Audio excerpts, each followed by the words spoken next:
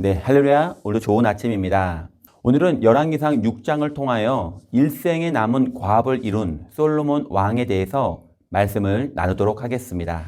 모든 왕들은 자신들의 재임 기간 동안에 뭔가 엄청난 역사적 과업을 성취하고 싶어 합니다. 자신의 야심과 자존심을 만족시키기 위한 동기가 강하기 때문입니다. 가장 뛰어난 지혜와 리더십을 갖추었다는 솔로몬의 가장 큰 과업은 바로 하나님의 성전을 건축하는 일이었습니다.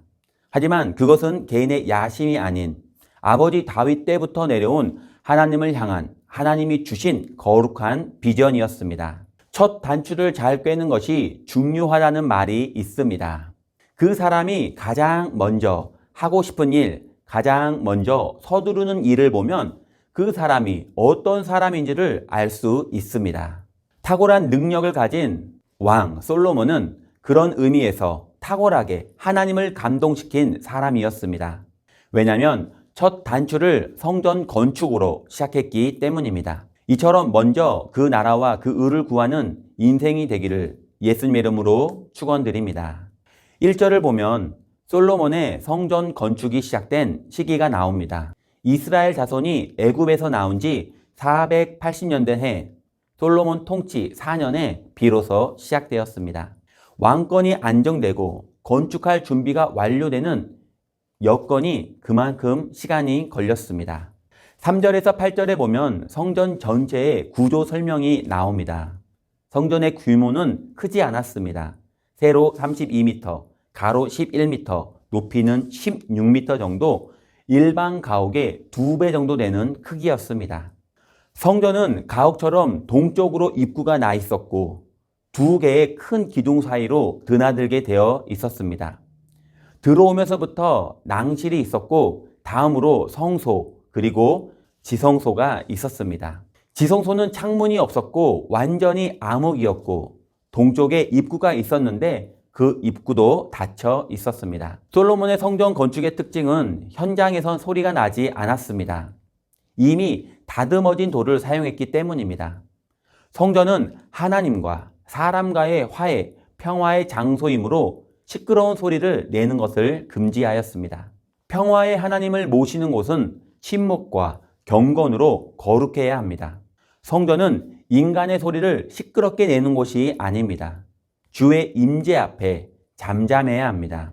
교회에서 인간의 생각과 소리를 너무 많이 내지 말아야 합니다. 하나님께서는 내 집은 만민의 기도하는 집이라고 말씀하십니다. 교회는 진실하게 기도하지 않고 예배하지도 않고 회의와 잡담만 하는 곳이 아닙니다.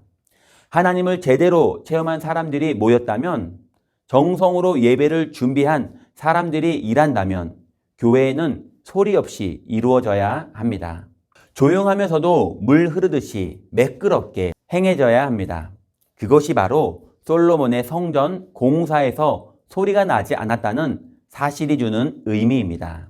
두 번째로 돌을 치석했다는 말은 완벽하게 치수에 맞춰서 돌을 재단했다는 뜻입니다. 그만큼 정성을 기울여 철저하게 준비했다는 것입니다. 그 외에도 성전 내외부 공사를 보면 구석구석 하나하나 정성을 다했음을 볼 수 있습니다. 하나님의 교회를 세우는 일에 어느 하나도 대강대강 해서는 안 됩니다. 나의 가장 귀한 것을 최고의 정성으로 쏟아 부어야 합니다. 건축뿐 아니라 찬양대 연습, 안내, 주보 하나 만들고 정리하는 일도 마찬가지입니다. 하나님도 자신의 최고이신 예수 그리스도를 우리에게 내어주셨듯이 우리도 가장 귀한 것으로 화답해야 합니다. 그렇게 하나님과 사람의 최선이 만나는 곳, 그곳이 바로 성전입니다. 하나님의 휴식 시간, 성전의 외부 공사가 마무리된 후에 하나님께서는 솔로몬에게 말씀해 주셨습니다. 11절에서 13절을 보면 성전 건축을 격려하시면서 다시 한번 순종을 강조하십니다. 오랜 준비 과정을 거쳐서 진행된 성전 건축의 외부 공사를 끝내고 이제 내부 공사로 들어가기 전 하나님은 순종을 강조하셨습니다. 하나님의 일을 하는 과정에서도 순간순간 하나님의 음성을 들어야 합니다. 동기와 마음가짐을 바로 잡아야 합니다. 하나님의 타임아웃, 바로 순종하는 시간입니다. 다시 한번 내 마음을 살피는 시간입니다. 하나님은 솔로몬아, 내가 나를 위하여 이 장대한 성전을 정성 들여 짓는 것이 참으로 기특하고 고맙구나. 그러나 이 모든 것은 내가 나의 말에 순종하는 것을 전제로 해야 한다라고 말씀하셨습니다. 그분의 말을 순종하는 것은 내 법도를 따르며 하나님이 정해놓으신 길로 가는 것이고, 그리고 하나님의 계명을 지켜 그대로 행하는 것입니다. 즉 하나님이 인도하신 대로 따르라는 것입니다. 이 같은 순종이 전제가 될 때 다음 두 가지의 약속이 이루어질 것입니다. 첫째로 다윗에게 한 모든 약속을 확실하게 이루어 주실 것이다.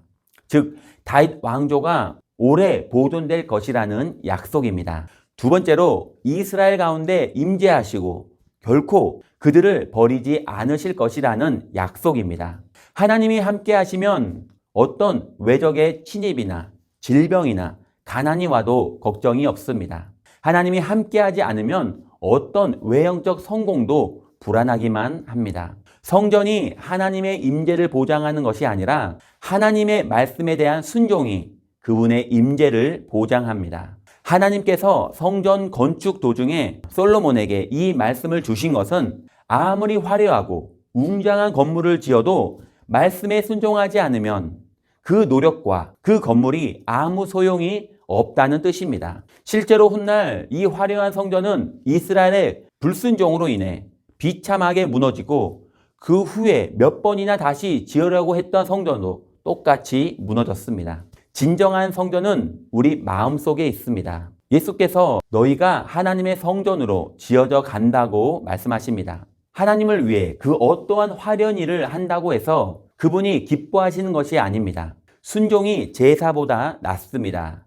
매일매일 작은 일에조차 철저히 하나님께 물어보고 순종해야 합니다. 성전 건축을 마치면서 중요한 것은 성전이 그 설계대로 지어졌다는 것입니다. 역대기에는 다윗이 성전 건축을 지시하면서 솔로몬에게 설계도를 주는 장면이 소개되고 있습니다. 하나님께서 출애굽 당시에 모세에게 성막의 모양을 자세히 알려주셨습니다.